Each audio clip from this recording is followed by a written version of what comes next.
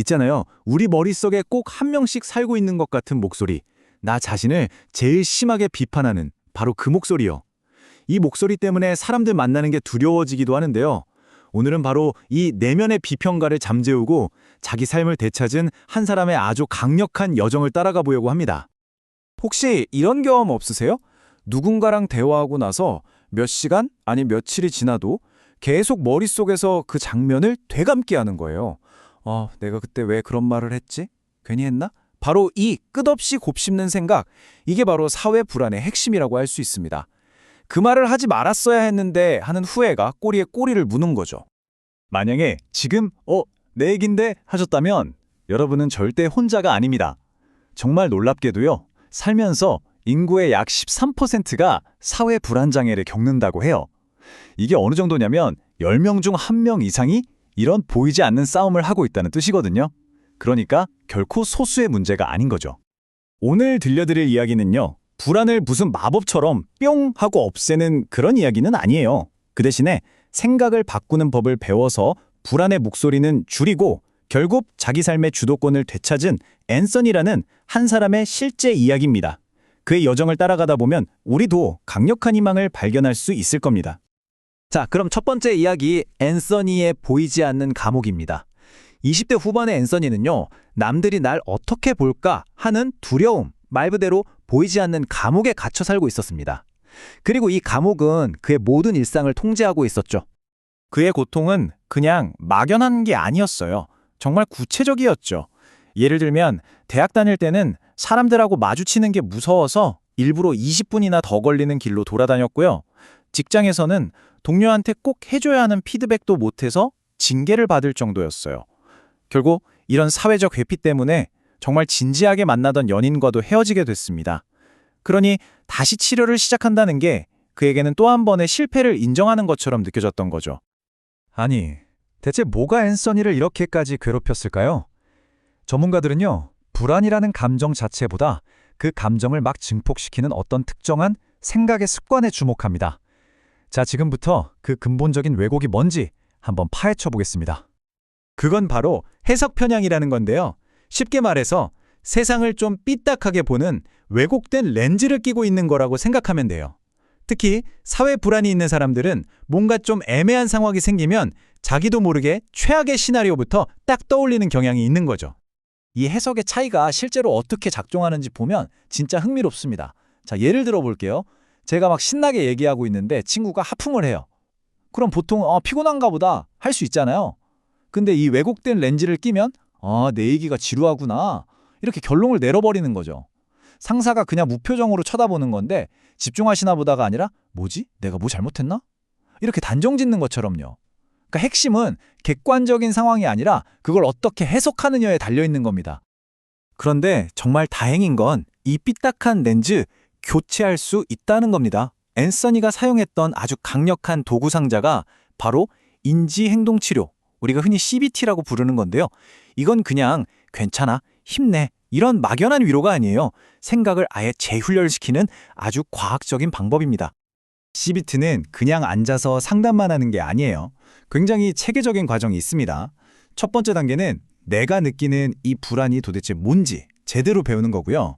두 번째는 내 머릿속에서 자동으로 튀어나오는 부정적인 생각을 딱 잡아내서 이게 진짜 맞나? 하고 따져보는 거죠.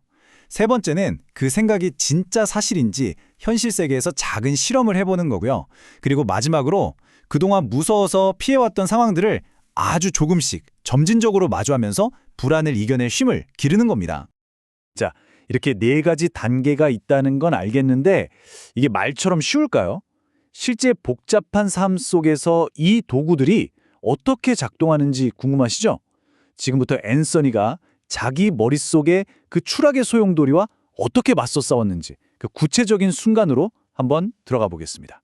이 추락의 소용돌이라는 거 아마 우리도 한 번쯤은 경험해 봤을 거예요. 근데 앤서니한테는 이게 거의 일상이었던 거죠. 불안하다는 아주 작은 신호가 딱 켜지면 그 생각이 순식간에 난 진짜 한심해 라는 최악의 결론까지 그냥 내달리는 정말 고통스러운 생각의 연쇄 반응이었습니다. 실제로 직장에서 이런 일이 있었어요. 앤서니가 복사기 앞에 서 있는데 동료가 온 거예요. 그 정말 사소한 순간을 그냥 피해버렸습니다. 그 행동 자체는 진짜 잠깐이었는데 그 대가는 정말 혹독했어요. 그날 하루 종일 나는 왜 이럴까? 하는 자기 혐오와 자책감에 시달려야 했거든요. 치료사가 물었어요. 그때 그 동료가 무슨 생각을 했을 것 같아요? 앤서니는 망설임도 없이 대답했죠. 절 불친절하고 이상한 사람, 괴짜라고 생각했을 거예요. 라고요. 어떠세요? 이게 바로 아까 우리가 얘기했던 해석 편향이 현실에서 얼마나 생생하게 작동하는지를 보여주는 장면입니다.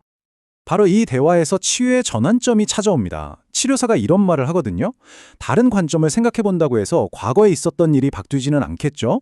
하지만 그 이후의 모든 것에는 영향을 줄 수 있어요. 이게 정말 중요한 포인트인데요. 핵심은 과거의 행동을 없었던 일로 만드는 게 아니에요. 그 행동에 대한 나의 해석을 바꿔서 그 뒤로 하루 종일 이어지던 괴로움의 고리를 딱 끊어내는 거죠. 자, 그렇다면 이렇게 힘든 노력을 한 끝에 앤서니는 과연 무엇을 얻었을까요? 그의 놀라운 변화를 그냥 좋아졌어요가 아니라 객관적인 데이터로 그리고 무엇보다 그 자신의 생각의 변화를 통해 직접 확인해 보겠습니다. 이 데이터가 그의 변화를 아주 명확하게 보여주는데요. 치료 전에는 남들이 나를 나쁘게 볼까봐 두려워하는 점수가 최고점인 60점이었어요. 거의 꽉 찬 거죠. 그런데 8개월 뒤에는 44점으로 뚝 떨어졌습니다. 근데 더 놀라운 건 전반적인 심리적 고통 수치예요. 전문가의 도움이 꼭 필요한 임상적 수준인 84점에서 정상 범위인 36점까지 내려왔습니다. 이건 그냥 기분이 좀 나아진 정도가 아니라 삶의 질 자체가 근본적으로 달라졌다는 증거죠. 하지만 이런 숫자보다 더 중요한 정말 심오한 변화는 그의 정체성에서 일어났습니다. 이전에는 나는 사회적으로 불안한 사람이야 라고 불안이 곧 자기 자신이라고 생각했어요. 하지만 치료 후에는 이렇게 생각하게 된 거죠. 나는 사회 불안이 좀 있긴 하지만 이거 충분히 관리할 수 있어 라고요. 불안이 나의 전부가 아니라 내가 다룰 수 있는 나의 일부가 된 거예요. 이야말로 진짜 해방 아닐까요?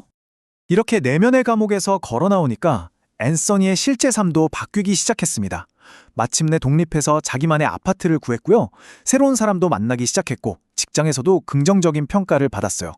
그동안 두려움 때문에 계속 미뤄왔던 바로 그가 진짜 원했던 삶을 드디어 살기 시작한 겁니다. 앤서니의 이야기는 정말 우리에게 큰 희망을 주죠. 자, 그럼 여기서 한 걸음 더 나아가 볼까요? 이런 치료가 앞으로 기술과 만나면 어떻게 바뀔 수 있을지, 불안 치료의 미래는 과연 어떤 모습일지 함께 살펴보겠습니다.